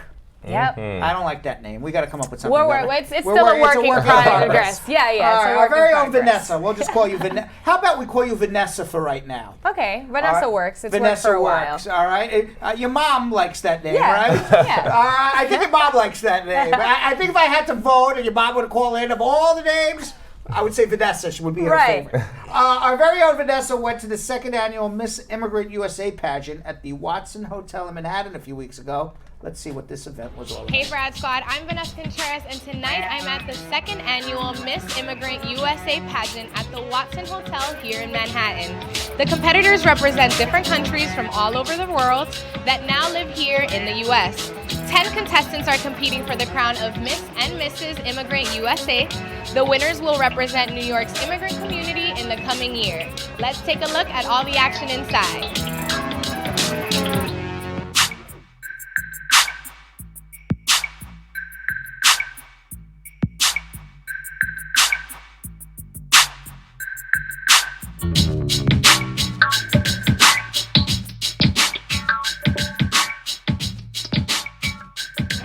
Squad, I have the pleasure of being here tonight with the founder, Magdalena Coolish. How are you feeling tonight, Magdalena? Very excited. Can you just share with me a little bit on what inspired you to create the Miss Immigrant pageant? Actually, it's more than that. Pageant is only one of the resources. Basically, everyone can partner with us and become part of Miss Immigrant organization. And empowering and creating home for immigrants, that's basically what we want to achieve. Because we are all immigrants, and when we work together, we can achieve much more. It's all about experiencing different communities, different nationalities, different immigrants. We have 9 different countries. 4 winners are going to receive leaderships programs. So Magda, thank you so much for your time. It's going to be an amazing night. We're so excited. Thank you so much. Thank you so much. I'm here from Sarah, who's representing Iran tonight. How are you feeling, Sarah? I'm very excited. How long have you been preparing for tonight? I haven't done anything special for tonight, but I was involved with the Miss Immigrant organization for a couple of months. We attended lots of events together to represent the concept of Miss Immigrant too. Okay team, I'm here with Candice, who is representing Liberia tonight, and I'm so excited because she is actually the only candidate that is representing Africa tonight. How do you feel, Candice? I am so excited. I'm so super excited. So what were some of the things that you did to prepare for the competition tonight? Oh, it took me a couple of months to prepare for this competition. The first time I saw the whole advert and I was invited to be part of this competition, I was like, I must go. I must get this. You know, the thing about Miss Immigrant is not like coming to wear the crown, wear the sash. It's about empowerment. It's about bringing immigrants, young, beautiful women and men together. It's an opportunity for everyone who is watching. Please don't miss next year. And right now I have Rima with me from Nepal. How are you doing tonight, Rima? I am doing great. Thank you, Vanessa. Are you excited for tonight? Yes, I'm very excited. I'm glad to be here with all the lovely ladies and ready to enjoy the show. Now, can you share with me some of the things that you did in order to prepare for tonight? Well, for preparation, I had to fly here. I'm from Texas, so definitely had to fly and prepare some speeches that we're about to present, and also just coming together and realizing what I'm presenting was a big thing for me, and who I'm representing, which is Nepal. Okay, Brad Scott, I'm here with Leisha, who is representing China tonight. Hello, Leisha. And it is not the first time that we see Leisha on the Brad Show. So the last time we saw you was when we covered the fashion show for Dean John, and that was a ton of fun. Now we have you here competing for Miss Immigrant tonight. How do you feel? I feel very excited. Finally, we come to the real day. Today is the day. And can you tell me what some of the things that you've done to prepare for tonight? I really just been by myself. As myself, I'm an immigrant. There's nothing much I can prepare. Work as I normal work and running marathon as I always do. I think there's one thing, you really get to on the show something, you just be more mindful of audience, and I think that's most like the things I'm actually preparing before this. Alrighty, Brad Squad, so here we are, we've wrapped things up, and I am with the new Miss Immigrant USA, Katarzyna from Poland. Katarzyna, tell me how it feels to have won the title. Oh my gosh, it's amazing. I did not expect this at all. All the contestants were wonderful. They're great women. I'm so happy and honored to share the stage with them. I'm speechless. Alrighty, Katarzyna, so as the new Miss Immigrant USA 2020, what are some of the things that you aspire to accomplish this year? I would like to use this platform to really put organizations that help immigrants up front, for people to be able to volunteer and participate to give back to the community. And one such organization that I actually volunteered in the past is Siana, where they help immigrant children learn English and help them after school with their homework. I've done this before, and it's a huge help for them. I know myself when I came here when I was 11, it was very difficult. As a second language, the first few years were very tough, I'm not gonna lie. So I think it's a great way to give back to the community to help our immigrant children here.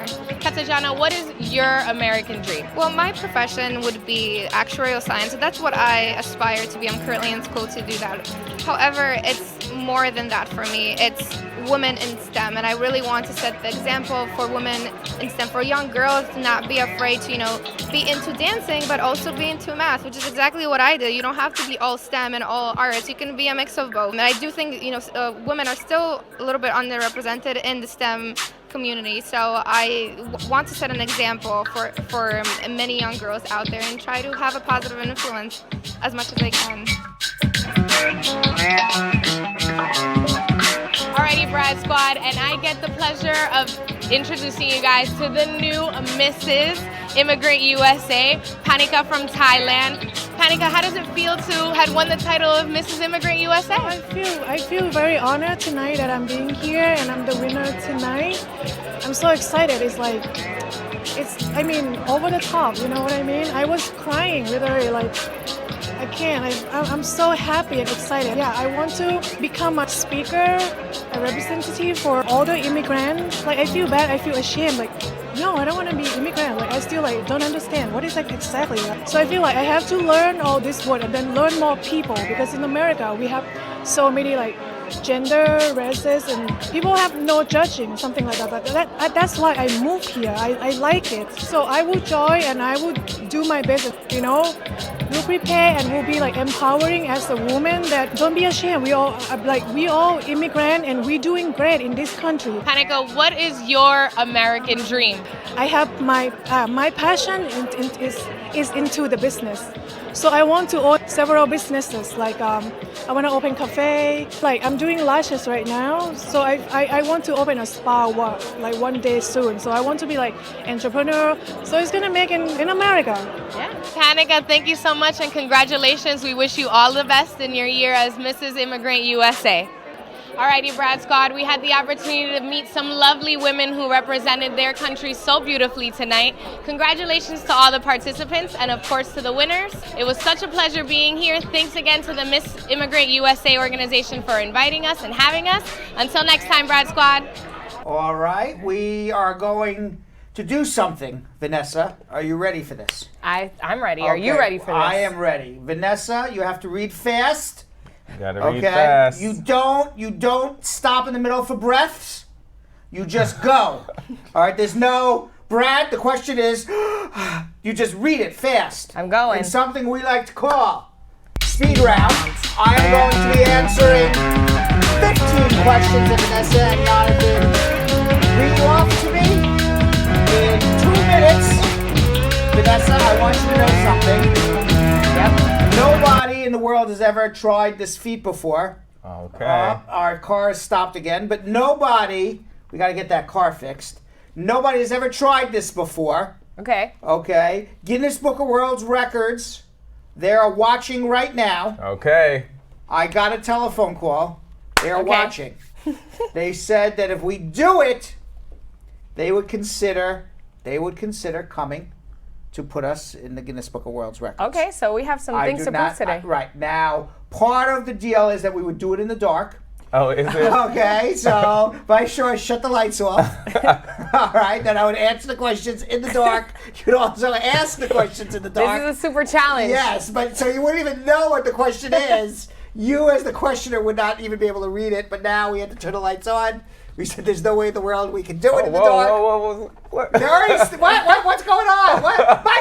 Maestros! Oh, yeah. There we go. There we go. You ready? 2 minutes on the clock. All right, so this will not be in the Guinness Book of World Records because we're not doing it in the dark today. Okay. But we will do it in the dark, and that will be the day we set the world record. The most immigration questions answered in the dark in 2 minutes or less. Okay. All right. All right, you ready? I'm gonna start off. Go.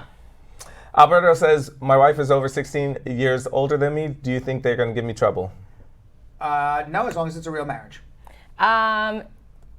Is after you get your receipt from the USCC to get your work permit and green card, what's the next step?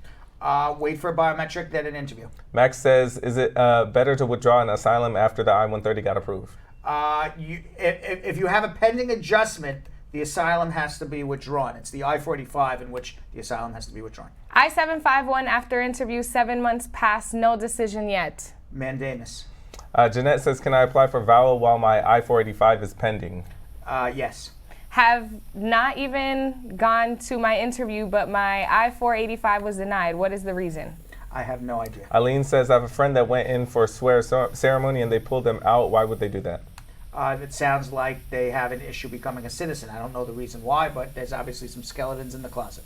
When does one start counting down for the work authorization? Is it when you file for the adjustment or when you do the biometrics? File for the adjustment. Gab says, can my mom, who's a citizen, file for me to get a green card? I'm 35. Yes. Vanessa. Oh. Vanessa, you're not even... Everyone wants a chicken! I'm gonna stay! All right. Okay. Stand up. Everything all right? Yes. We're good here? What I learned is it's all virtual. It's not real. Oh, is it? Is that what it is? But there was an adrenaline rush but there. I want you to know something.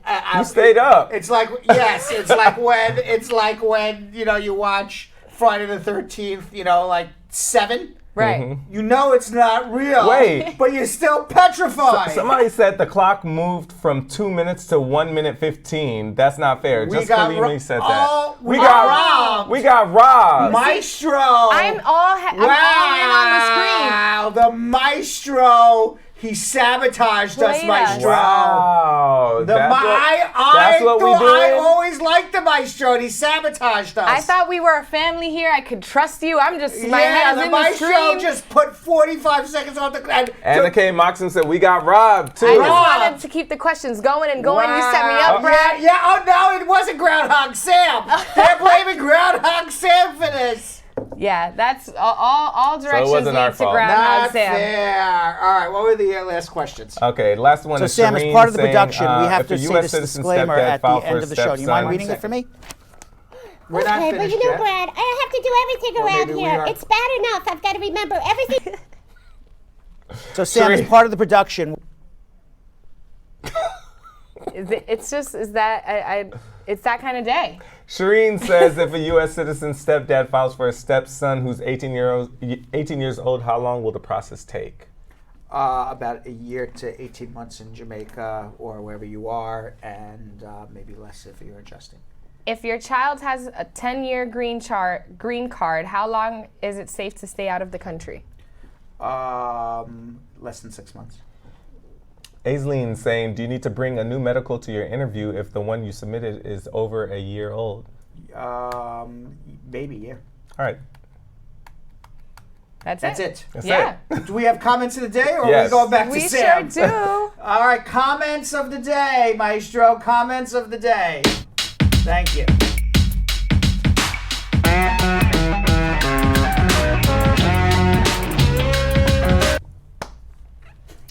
Jessica leaving the show is on Friday the 13th. Right. It is. On a Tuesday. On a Tuesday. All right, our first comment of the day comes from K-Stages Fawn saying, I'm glad to be part of the most informative and educated show ever. This is Friday the 13th. Okay, next. There it is. That works. That works. Sandra Salina says, it's me time. Squad up, Brad Bernstein, Yonathan, Elias, and the Prettiness Contreras. My favorite part of the day. I like that Prettiness Contreras. Prettiness Contreras. Look at that, Sandra. That could be something. Sandra Salinas is always good with stuff like that. Yeah. All right, our third comment of the day comes from Pauline Blackwood saying, good evening. I learned so much from you guys. I am liking it. This must be a new one. Pauline Blackwood? Yes. Yeah, Stay tuned. She's going to be sharing what you love today. Tell all your friends about it and bring them back. From Counselor, the most outstanding thing about Uncle Brad, he never gives false hope. Blessings, Uncle Brad. Oh, very nice. Thank you very much. And our last comment of the day comes from Glamma, and I feel like every one of these Brad squatters feels the same way. I think I can now do my exam and graduate from Bernstein's Law School. There you go. That's a new business. True. That's Bernstein a good one. I like that. I like that. All right, now we're ready for Sam and Brad ending the show. We'll see you tomorrow. So Sam, as part of the production, we have to say this disclaimer at the end of the show. Do you mind reading it for me? Okay, but you know, Brad, I have to do everything around here. It's bad enough I've got to remember everything that happened on the episode from the previous day. Forget it. I'll do it. The proceeding was information only and not specific legal advice. Consult an attorney about your individual situation. Prior successful results do not guarantee a similar outcome in the future. To make an appointment with the Spar and Bernstein Law Firm, located at 225 Broadway in New York City, call 1-800-529-5465. That's 1-800-529-5465. Easy to remember, 1-800-LAW-LINK. That's 1-800-LAWLINK. Once again, make a call to 1-800-529-5465. And of course, link up with the law offices of Spar and Bernstein, located at 225 Broadway on the 5th floor. If I were you out there, make the call, make the link, make the connection, make it Spar and Bernstein. 1-800-LAWLINK. That's 1-800-529-5465. And now, conveniently located in Hartford, Connecticut on 1 Congress Street. Visit us in Connecticut or in New York at 225 Broadway. That's 1-800-529-5465. 1-800-LAW-LINK. 1-800-529-5465.